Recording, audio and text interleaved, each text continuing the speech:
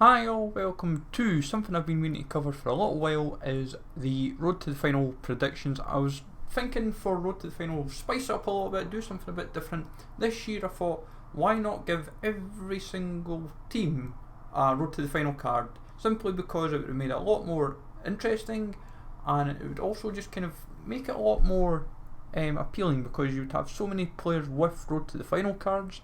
So you're welcome to smash likes as always, folks. We much appreciate. Sub to the channel if you're new. Follow me on Twitter at GSALegend. All links are down below for posting the channel and social media links as always. Comment down below what your thoughts on this are, and if you think my suggestions are good, bad or indifferent. Now be wary as well, not every team would get one, because they're not in FIFA or so forth, and also some of the Road to the Final cards from the Champions League would go to Europa League cards, and obviously some of them potentially could even just not be wiped out as well, because they'd finished bottom of their group respectively.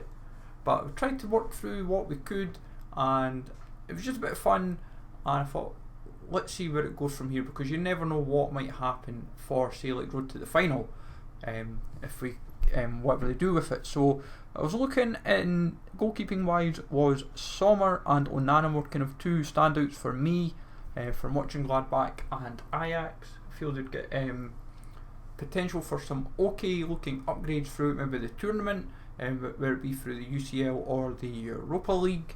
That's where I'm kind of leaning toward. Defenders, Hermoso from Atletico Madrid kind of stood out. Same for Hernandez from Bayern. Thought might as well go with him because he'd be a very interesting shout. I also felt Manafa would be a cheap-ish defender initially, but if Porto were to go deep in, say, Europa League, if they weren't to go through their group, but even if they were to get through their group, even going to an 84 would probably make him at least a little bit more usable. So that's kind of the way to look at it, even at this stage of FIFA. Tsimikas of Liverpool I thought would be a good option for an alternative, because there's not a guarantee that he might get many special cards, and I thought that was the best place to go with him. Then you'd also look at Acuna, he'd be a kind of like a marquee shout as well defensively.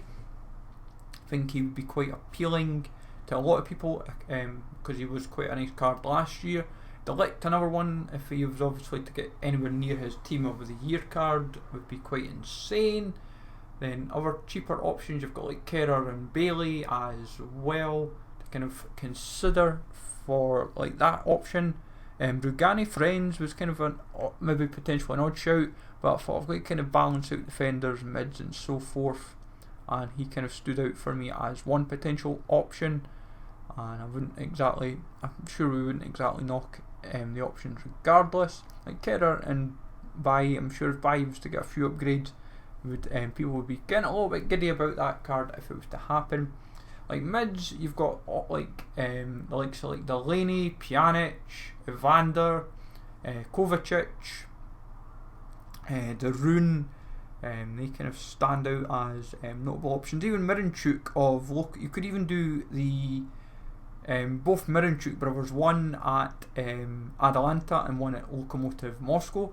But we went De Roon because I think De Roon would be kind of like my kind of like option to kind of consider for midfield, and I think De Roon with a few upgrades on him could be a bit more usable. Same for Envia and Foden as well. They would probably be half usable with maybe a couple of like Foden. You need a few upgrades. Envia definitely needs a few upgrades to at least become usable.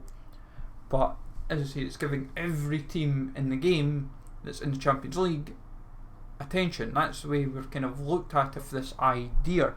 Tyson as well. Tyson's always a popular card in some regards, and if Shakhtar were to even get through, going to 96 would at least make him stand out a little bit more, regardless of what stage of FIFA, because you kind of need good pace, good dribbling, and he definitely ticks a few of those boxes.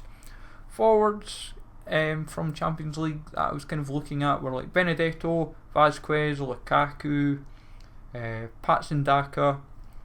You could, for Inter as well, you could easily go Lautaro Martinez or anyone else that's maybe in a forward line that stands out. Verbic, left mid, left winger as well. Giuliano and Correa stands out. Yusuf Poulsen. and you've also got Clinton Mata of Club Bruges that you could consider as well for a good option. Like, there's lots of little cheap options that you can easily completely forget about. All they need is one upgrade, either it be on is going from UCL to staying in the UCL, or if they end up going into the Europa League but still get an upgrade, they suddenly potentially become a very appealing option nonetheless. That's the way you've got to sometimes look at these like cards. But that's roughly where I'm thinking with the road to the final Champions League. So we'll get into the Europa League, get into them, and see where we go from there, obviously, because there's quite a lot to still kind of cover, because obviously you've got so many teams and so many different upgrades to kind of factor in as well. So with the Europa League, I was kind of a bit all over the place here. I think my biggest problem was the lack of standout goalkeepers. That was kind of my initial problem, depending who they go for, but I had initially thought Kasper Schmeichel was kind of one standout option from a goalkeeping view, and that was kind of notable. Then defenders, there's so many. Magnan is Magnan from Lille as well would be another alternative. Sorry, I knew there was someone else goalkeeping wise. I thought there's two I had. Just had to spot there at the last second. Then defenders, there's so many like cheap options that could happen, like Fortuna, Haps. You've got potentially Julien of Celtic, then Leo Matos of PAOK Salonika, Ullman in the Austrian League. You've got Bruno Perez, so you've definitely got some okay look. James Tavernier as well, actually, in Vertonghen. You've got some definite options that initially could look quite fun and appealing to at least get at the start of this, and if they get a couple upgrades, then you're really starting to get a bit excited and laughing. Then midfield, you've got tons of options to consider, like Pepe, Duffy of Dundalk gives Dundalk some attention as well. Nagamalu of Young Boys, you've got Demare Bay, Ronnie Lopez, Masopust, Fabian, Marino, Gaitan. It'd almost be like a bit of a flashback if Braga can get a few upgrades. Coquelin, Dokal, Golginner, Ejuke, Max Gradle. I forgot about Buta, right back of Antwerp, and Dombelli, Ademi. You've got Ryan Sessegnon as well. There's definitely some like potential for some.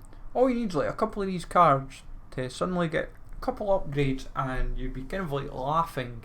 Like, I think for me, one that would be could see a few upgrades if they were to go through. Like, if Ndombele happened, could you imagine him suddenly going from like an 83 to like 86, 87? Because obviously if Spurs get through, that would be then going to an 85. So you'd be looking at it potentially grow fairly quickly in no time. So that's what you've got to keep in mind as well. And like forwards wise, you've got Dieng, you've got Nelson Oliveira, you've got to factor in Calhanoglu, Doniel Malin, Matches as well, left mid, left winger as well, James of Molde, Lestien as well, Pedro Tiba, forgot as well to mention, of Lech Poznan. So you've definitely got no shortage of options. It's more a case of who they would do, who, what, and like why, and it's trying to tick all the boxes really. That's kind of the fundamental element of it. You try to give all these teams at least a bit of attention, gives them a special card, lets them have a bit of fun, and you just kind of take it from there really, because you don't know what to expect with them. So, and it just gives you a bit of, it gives us it gives people cards to trade with, but also just gives people so much variety as well. So many different special cards, and like, yes, it floods the market in a sense of like road to the final and so forth, but remember, you can make some of these like SBCs, you could make some of them objectives, and you'd suddenly find in no time you could make fairly straightforward. So even though you've maybe got like 60, 70, like 60, it'd be 67 cards in total. But if you were to do that, it's like, what's the problem? Like, it just gives so many teams like a card in FIFA to say, oh, like they might not necessarily get a special card at all this year. This is their way to get it. So something to factor in as well. So let me know, folks, in the comments down below your thoughts with the road to the final cards. Have I made some sound predictions? Is there any that you would change? Would you be keen that everyone got a card, or what changes would you make into it regards? So let me know, as I said, in the comments down below, and that would be much appreciated.